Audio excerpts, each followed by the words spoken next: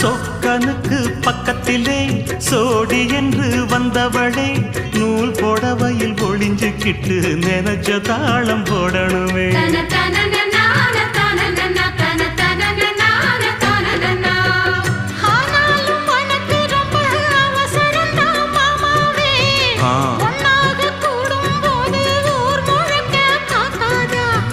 பார்த்தாலும் தவறு இல்ல பனியுறங்கும் ரோசாவே உன்னால சொத்த வச்ச மூக்குலதான் வைக்காத